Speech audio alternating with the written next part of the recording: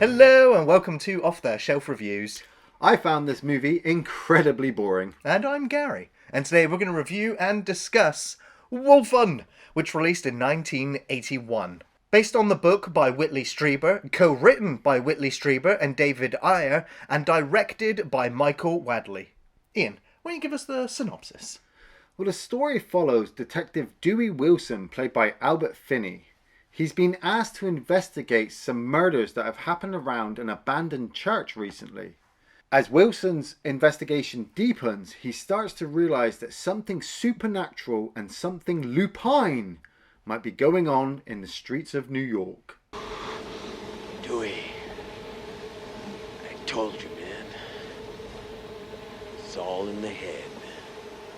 So this is one of those films with a very troubled production. Yeah. Production was stopped, I think, a couple of points during the making of this film, and the director was removed from the set towards the end of production when he was doing reshoots, and then, of course, also removed during the editing process. After the director handed in, the film is 2 hours long, but the director handed in a 4.5-hour draft to the studio and went, "This is the final film." To which the studio said no. Nope. To which the director claimed ownership of final cut of the film, to which the studio had a huge falling out with him, even more so. Yeah. And subsequently the film had a very small theatrical release because the studio got cold feet. They thought they had a dud on their hands, so they didn't waste money putting it in every cinema. Yeah. So it kind of just whimpered out. Yeah. Strangely enough, though, some high-profile actors were interested in working in this originally. Dustin Hoffman, the only time, I think, in his career that he was rejected the role of Dewey Wilson, and that was because the director was just like, "Dustin, you're great, but Finney, he's actually my favourite actor of all time, so Right. I'm going to hire him." So I think it's the only time Dustin's been rejected, Yeah, which I and thought was interesting. Luckily for him. Aye. But it's worth noting, this director not really directed anything for 10 years leading up to this film, and of course, as a result of the trouble he had with the studio, never directed a film for Hollywood after this either. So this makes it his only movie that has a narrative, because he did direct a bunch of documentaries, most famously the Woodstock one. Oh, right, okay. Yeah, I am just going to be honest and put it out there. I fell asleep in this movie twice. And I was really trying. I do try every time we put a film on. I always try. I try not to wiki it, you know. I get myself comfy. I get my pen and my notepad all ready. And I take my time to really study the movie as you want us to, you know, review it. And so I'll be honest, this movie was boring as fuck. And this, I know Gary's just said about all the trouble that they went through trying to get the movie made, but man, this movie tried to go up against The Howling and American Werewolf in London in the same year. Yeah, I think this film, it came out in that wave of 80s werewolf movies, and this film, I feel, has been unfairly categorized in the werewolf genre, when this film doesn't have any right, I believe, being in there, because the werewolves are just red herrings within this movie. Yeah, I wouldn't categorize this as a werewolf movie. I mean, we've got the whole idea of shapeshifters, but we don't ever really see any. And there's a underlying kind of storyline along with Edward James Olmos' character, Eddie Holt, that, you know, these Native American Indians can shapeshift into, you know, wolves at night when they choose to. But we start off the film with some rich guy, you know, getting into his limo and taking his girlfriend out to some place in Battery Park, I think it is, like dead of night. I think they were married. Yeah. Well, I mean, they must have, because she was snorting cocaine with him in the limo, so that looked okay. But we'd also had this kind of weird sequence with Edward James Olmos and one of his Indian buddies on top of the bridge, like swinging that thing that Crocodile Dundee uses to fucking make a phone call. And then we see them on the same bridge as this limo comes past with this rich guy in, and they smash. He throws a bottle at it, yeah. Throws a bottle at it. He doesn't really do any damage, and nobody really cares because they carry on driving. Well, I'm sure the next driver that comes along over the broken glass will probably care. Yeah. But they stop and they're walking around, and you keep cutting as well back to some kind of strange like security room, where all these people are talking about this guy, this Vanderveer, you know, and he's the rich guy, and they're kind of like watching him, you know, because they're his bodyguard and all that kind of stuff. But I'm like, this is really shit, because these three people are just stood out in the middle of fucking nowhere in the dark. There's no way you could get to them in any time if something bad's going to happen. Which I know it's going to happen, because the film keeps cutting to this weird thermal wolf vision, we'll call it, I suppose, because that's basically what it is. It's trying to tell us that the wolves, or the spirit of the wolves, or whatever these fucking things are that are annoyed, have come to kill this rich guy. And they do.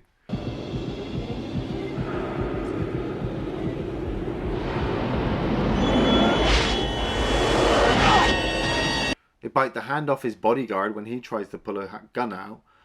And I want to make it sound exciting. I want to say it was great. The special effects were great. It wasn't. Well, I think the introduction to this film is really strong. I think it's very well edited with some superb cinematography, Steadicam work, especially on the bridge sections. The camera follows Eddie up and around before he throws the bottle. I really thought that the editing was quite good, from the POV vision, back to the couple, back to the environment, back to the security guard watching on, or the bodyguard. And of course, all of this is really elevated by the superb James Horner soundtrack. It really makes you feel tense, and it builds up that suspense that an attack is imminent. And of course, as the POV camera with the thermal vision, which is one of the earliest, if not the first movie to not just have POV, but have a thermal vision indicator, that what we were watching is from the Wolfen. Yeah. And I think leading up to the deaths, it was quick, it was sharp, it was sudden. We see him get thrown up against this post, bleeding. We see her panicked momentarily. We see the security guard's hand fly off. It's kind of comical. Then the shot back to his hand still twitching with the gun before we end the scene. I was like, it was quick, it was brief. There was a little bit of blood, a little bit of gore, not too much. But I was like, that whet my appetite for what I would expect the film then to deliver upon throughout its runtime. However, we wouldn't get another action moment like this, really, until the very end of this 2-hour runtime. Yeah. And but it just doesn't, for me, it just didn't narratively hook me. I was going to say, if it didn't hook you at the beginning, then I absolutely understand where you're coming from. Because, that's it. Because, like, you've just killed these three people. Why? What? You know, I know the investigation is going to deepen. But as Gary just said, over the next 2 hours, it doesn't delve in enough to make me go, oh, yeah, I fucking get it now. Oh, I did, yeah. No, what the movie did was it tried to imply this werewolf-wolfen fear tactic and not actually pay off. Imagine you're watching Halloween, right? And Michael Myers follows you around for an hour and a half and doesn't kill anybody. Oh, actually, I'm talking about Halloween Ends now, aren't I? That's right. Yeah. He doesn't kill anybody. You have to wait until the very end for him to kill somebody. And then even then, when he kills somebody, he walks off. Because that's how this movie's going to go. We got Albert Finney, though. Albert Finney, I want to say he's a great actor, but actually, in fairness, when I was wikiing him, everything leading up to the 80s, really noticeable. It's everything actually after that I was just like, oh yeah, I know that, I know. You know, like you remember his role in Big Fish? Yeah. Absolutely amazing Big Fish. Do you remember his role in Looker? Of course. Yeah, only we do. But he's actually been suspended off of the force because he gets called back, and so he's going around and he's buying shopping, and then he gets called back, and so he turns up at the crime scene, still carrying his shopping. He's still eating his food. The other detective's like, how can you eat that shit? And he's like, well, it settles my stomach when I've got to look at these crime scenes. Yeah. And he's got his buddy there as well. Played by Gregory Hines, playing Whittington. Yeah. Who's just like most of the time listening to his music, doing his own thing. And he explains like, don't know what caused these wounds, but it also leads up to quite it sets up a comedic moment. Yeah. I felt where he's talking about decapitation because they're looking at the wife's body. We don't see it. He's like the head is hanging off. It's what fucking could have done that? bullshit. So he talks about how the French guillotine and how sometimes like 1 in 5 heads you would still have like a minute of life in them before there's no oxygen going to the brain. Yeah. And they would still try to talk. Yeah. And then he gets up and walks away with Dewey, and he calls over to the other police, like, watch that, oh no, and we hear the 2 other police officers go, as they've just dropped the head. The head's fallen off the body. And I was like, they've not shown it, but you hear it in the background, you're just like... Be careful with her. Yes. It's just unintentionally funny. I found the whole conversation that they were having about the decapitation funny because I'm not seeing any horror from the head. So all I'm getting are these 2 actors trying to act like what they're seeing is really horrific, but they're also so experienced at their job as being police officer and coroner. They're not terrified by it. They're just like, hey, look, her head's hanging off. Man, the French used to do this thing with a guillotine. Thank you, Gregory Hines. I needed that information. Well, apparently Albert Finney decided to befriend him sort of offset so that they would build up a relationship that would come across on screen. Yeah. That it looks like they've worked with each other for a long time. So it felt natural, and the fact that they weren't in like police uniforms, they were kind of like the outcasts of the police force. Well, that's the thing. You say it felt natural. For me, it kind of actually felt unnatural that way because they were so friendly. It wasn't professional, or it wasn't. No. They're so friendly off set that they now bring that friendliness onto the set. But the narrative and the way that the film has been edited or directed or whatnot, you don't get that these 2 guys are friends for a really long time. Okay. So actually it felt like I said, unnaturally, like they were really, really friendly for like 2 strangers. Fucking Wilson, this is the first time Wilson's ever met the coroner, and the coroner's just talking to him about decapitations like he's known him for fucking years. I mean, it's like when you get introduced to Rebecca Neff, the other detective that's been assigned to work with Wilson. I must have missed part of the dialogue because the head of the security force, who's obviously just lost Vanderveer and he's really upset, he purposely picks her out to work with Wilson. Yeah. Because she's an expert in her field and thinks that she will be an asset in figuring out what's going on. That's what threw me off, because I was just like, I didn't know you could do that. That the security force, who has nothing to do with the police force, can pick the people to actually investigate the murder of their boss. Well, I don't know the specifics, but all I do know is it does lead to even more red herrings, because, this is what this film is now. It's a police procedural trying to figure out, like, who done it and how they did it and what with, because they're like we go to the coroner's office and there's a small cameo here. Yeah. Actually, not a cameo. Early appearance of Reginald Vell Johnson, who plays Al Powell in Die Hard. He's in there.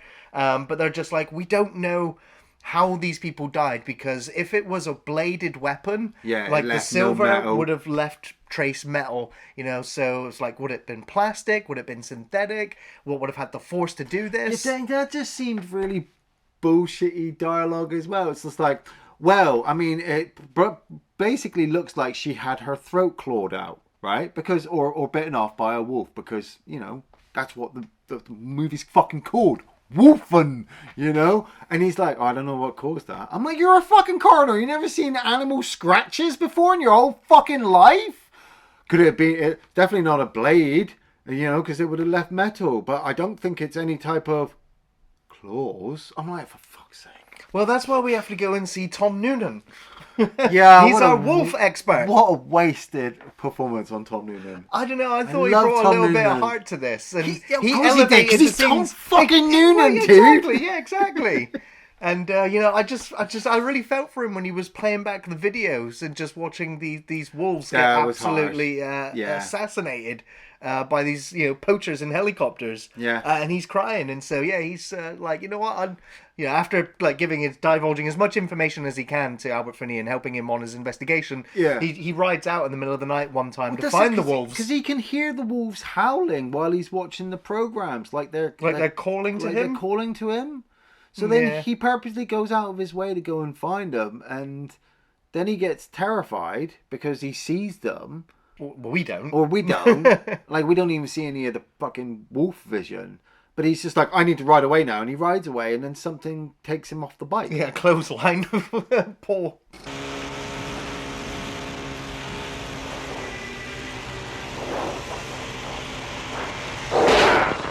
Oh, well, thanks, Tom Noonan, for turning up. Yeah, you did help make 20 minutes of this film go by much faster. You didn't give us anything, because it's actually the coroner who actually does investigate it and go, oh, by the way, I think I may have actually found some lupine hair.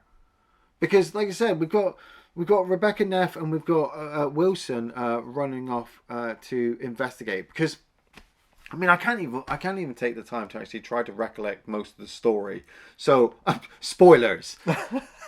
There's a burnt down church in the middle of the fucking city that the fucking Van der Veer, the rich guy, wanted to tear down because obviously he's a property developer and he wants to develop it. But the magical wolves live in the fucking burnt out church, which I read was actually a building that they it's not actually a building, it's actually a set building that they built up. Okay. And actually had it damaged inside that location, because obviously all the other buildings had been destroyed, demolished, or in the process of. Yeah, so it looked like really, really well run down. But the wolf spirits live in this church, and they eat the destitute and the homeless. Like, we see like a drunk get eaten, don't we? That's right, yeah. He kind of gets lured to a rubble pile Yeah. near the church because there's a baby crying. Because that's what they do. They lure you away with noises, and they eat him. So that brings the death count up to 4. You know, that these wolves have killed. But Neff and Wilson go to investigate the church, and she gets lured up the stairs by a crying baby. But fucking Wilson actually hears a wolf cry. And so he heads up there. And it was so fucking funny because he grabs her and he pulls her back. He grabs his partner to pull her away because she's going to get attacked by these wolves. And the two of them tumble down the stairs. Yeah. I'm like, was that intentional, or did you accidentally fall down the stairs? Because they slow motion, you just watch them tumble down the stairs. I was like, well, we needed a dramatic moment because we're almost at the midpoint of the film. Fuck, yeah. So we needed something to happen. Something. And obviously nothing really did happen. No. I mean, they develop this romance between these two. They eventually go off and have this awkward sex encounter that the wolves watch. The wolves watch, yeah. And so we're getting the weird noises on top. Oh. While all this is going on, though, Dewey decides to go and investigate Edward James Olmos, who, of course, we know is suspect because right at the beginning he was one of the ones that was throwing stuff at the rich people at the start, and we've seen him, with the other Native Americans, sort of like hanging around nearby. And he's also has a criminal past. Yeah. So he calls him up on the database, and there's all these other red herrings where they're interviewing the niece of the guy who died, and they're doing voice checks and thermal checks to find out if they're lying. Ecological warriors that they think might have killed Van der Veer as well. So that's why he's come up as a suspect. Yeah. And he follows him all the way up the bridge to converse with him and basically try to find out what's going on. And Eddie is he carries on being incredibly suspect when he talks about shape-shifting, and he ends up uncuffing his safety harness and tells him to just free your mind, be like an eagle and just jump off the bridge. Go on, Dewey. Just flap your arms and jump. It's easy. Go on. It's all in the head. No, Edward James Olmos. He was incredibly intense in this scene, and of course, if you suffer from heights or vertigo, it's a very, very tense moment as eventually they part ways. So it's just like, okay, so it would seem like the Native Americans are the Wolfen, or the ones shapeshifting into werewolves at this point. Yeah. Spoilers, they're not. Well, he ends up finding Eddie a little bit later on in the middle of the night, and he starts following him. His granddad's giving him that thing. Put that thing in his mouth. He's tripping balls. So it's just like, okay, so maybe that's gonna, because it's a full moon. They know it's the full moon, so we're like, okay. So Dewey follows Eddie to the pier, and Eddie strips off. Completely naked. And then he gets down on the ground and he starts using his knuckles to leave paw prints. And he starts lapping up the water. And then he starts running around feral beast mode, and he chases after Dewey. Naked. And then he's just like, hey, it's all in your mind. And walks off. naked. There was a naked Admiral Dama there. Edward James Olmos running around. It's like the best and most shocking thing in this whole fucking movie for me. Like, if I ever think of Wolfen again, it's going to be a naked Edward James Olmos. Lasting impression, yeah. Nothing else does anything, because, like you said, this whole sequence is like a red herring. Like, you've been building up. Exactly. Thinking You're waiting a full-on America Werewolf in London transformation right in front of you. Yeah. it's a red herring. Yeah. Not really shapeshifters. No. And this is it. Like, we've had Neff and Wilson getting together with their relationship, which, once again, the writing for both of them was just bad. That I didn't care that they got together or not. You know, like that first kind of meeting that they had in the office, and he was just sat there smoking his cigar, and he offers her a drink, and she's like, "Thanks," and she walks off. I'm like, was that sexual tension? Was it? Because I don't care. And then you've got the sex sequence where they got the horrible noises on top, and the wolves are watching, and you're like. Well, I want to get to the Right. other weird, horrible noises Yeah. in the film, but Dewey and his friend Whittington go down at night to the sort of rubble, the wasteland part of the city the that's church, being redeveloped, and they set up with sound sensors and rifles with huge scopes on them to find these wolves and shoot and kill them. Yeah. Essentially. And, Because that's what detectives and coroners do. They don't Right. call the fucking animal prevention control. But Whittington's getting bored. He's eating his chips, Yeah. and Dewey just ends up like breaking position and goes wandering off. Yeah. And then before we know it, Whittington turns around and he's being attacked by a wolf. He's screaming for help, and by the time Dewey gets there, his friend is dead. Yeah. And so he also gets attacked, and he ends up wandering off to the bar where stumbles into the Eddie bar. and the rest of his work friends are, Yeah. and he kind of just sits there. And Eddie says you have the eyes of a dead man, Yeah. not the eyes of a hunter. Yeah. And talks about how the Native Americans lived in harmony with the wolves, and when the white man came, Yeah. essentially, and caused all the destruction to both them and the wolves, there was sort of a hybrid that now existed called the Wolfen. Yeah. It's not man, it's not wolf, it's Wolfen.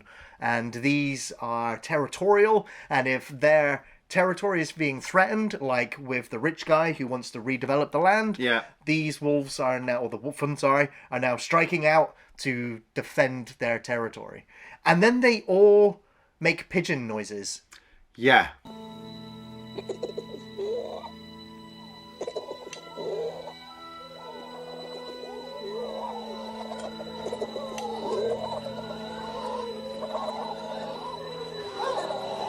And they wear pigeons.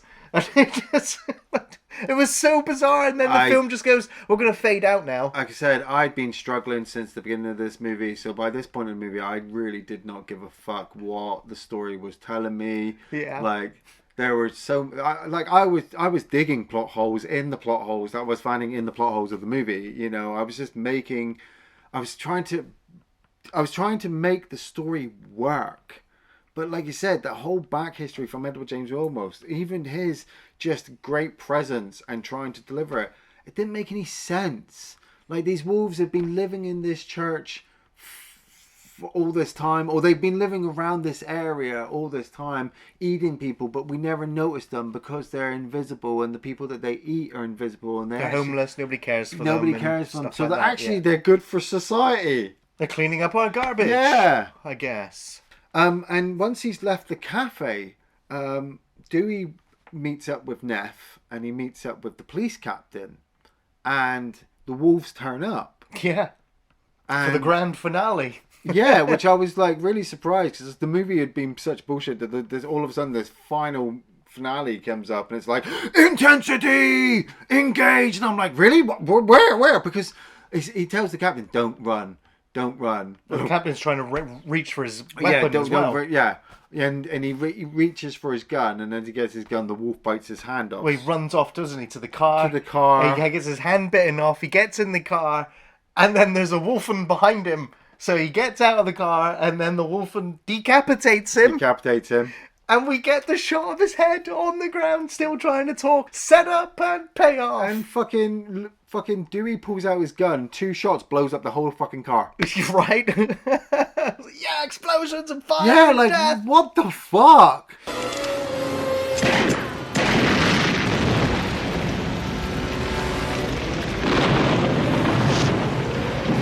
And then they desperately run back wolves to their chase apartment them. building. They get into the elevator. There's the whole panic of Well, that's hitting it. the buttons. They head up to Van der Veer's office, and we'd seen it a couple of times because it had a weird, like, mirror crystal kind of artsy fartsy fucking thing set up.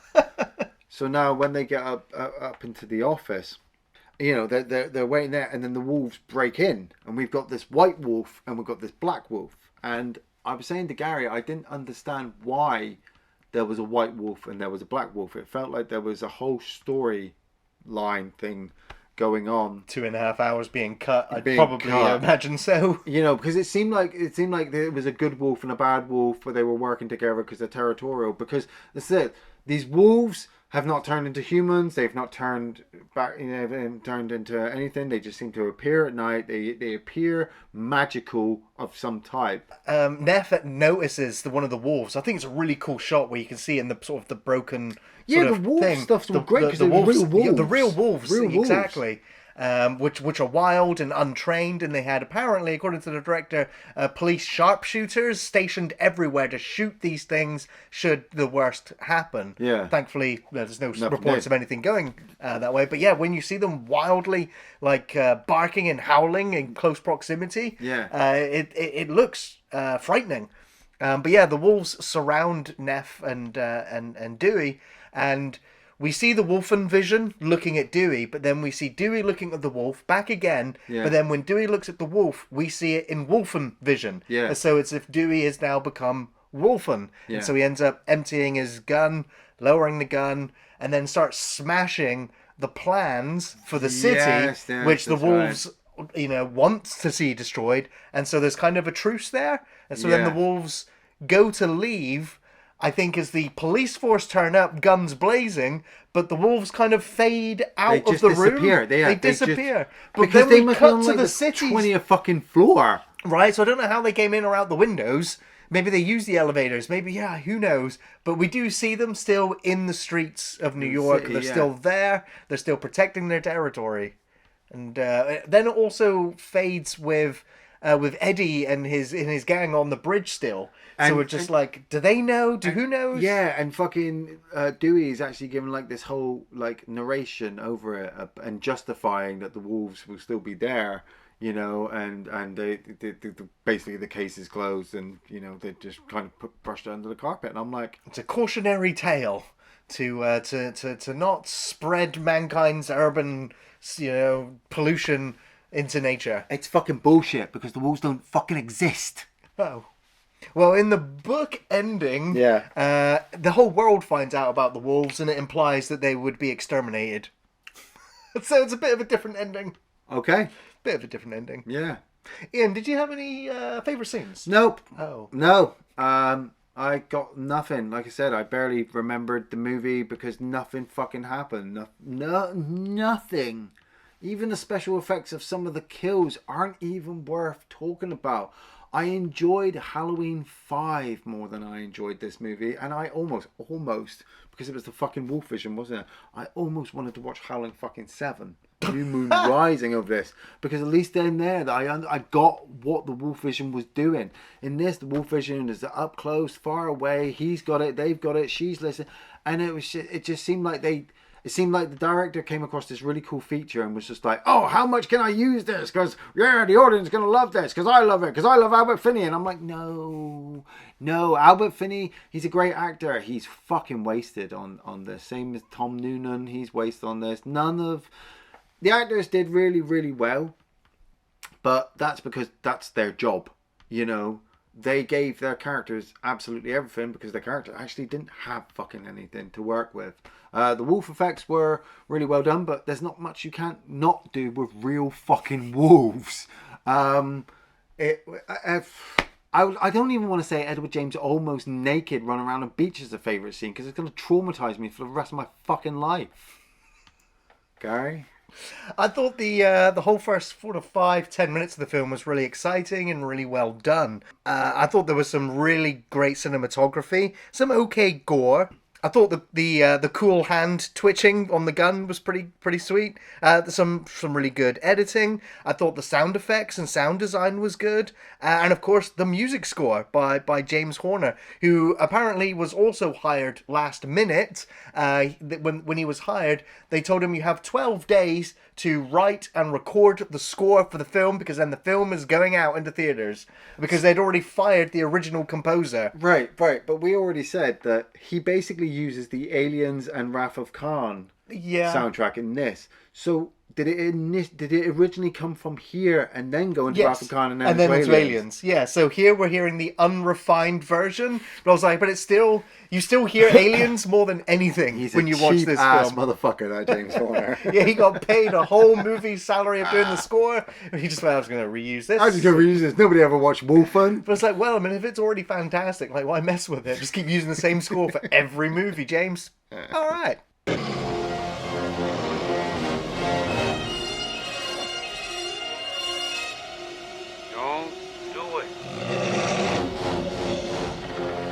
I thought the bridge scene was pretty exciting with Eddie and Dewey, especially when he takes the harness restraint off and teases him about altering your perceptions and just jumping off like an eagle. I thought the intimidation tactics worked really well, and it really set it up, positively, that Eddie was a werewolf of some kind.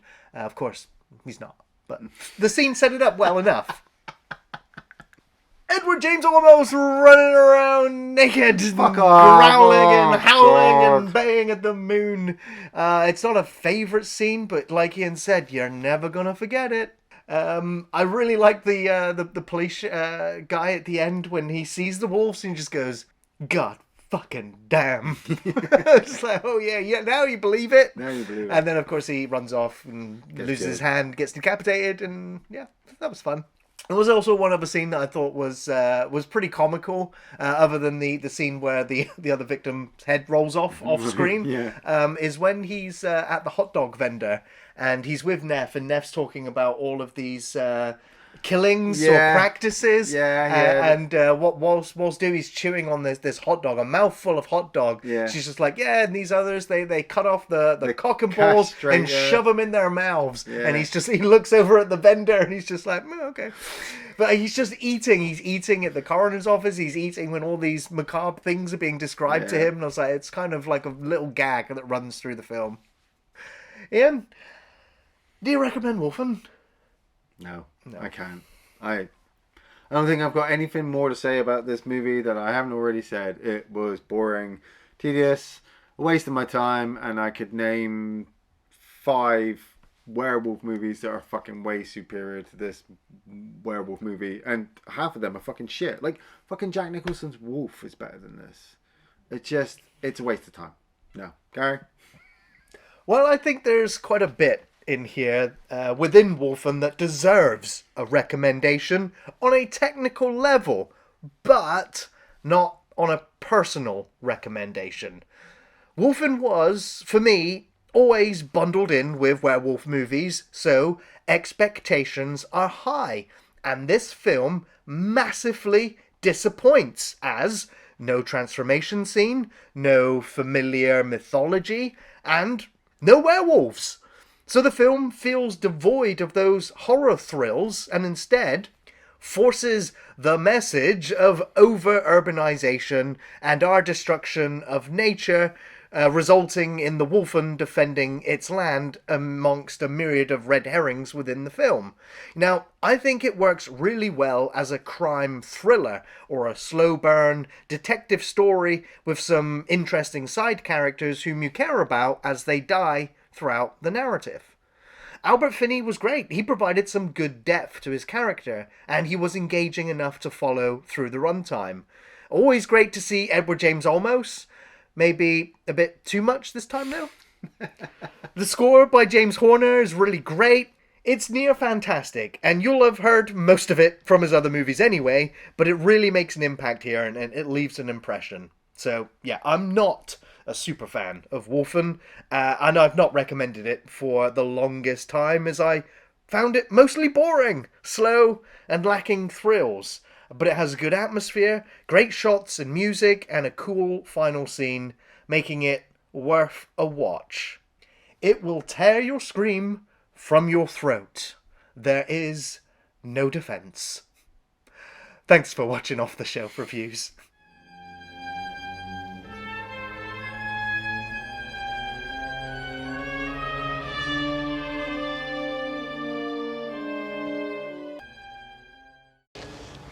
Be careful with her. Yes.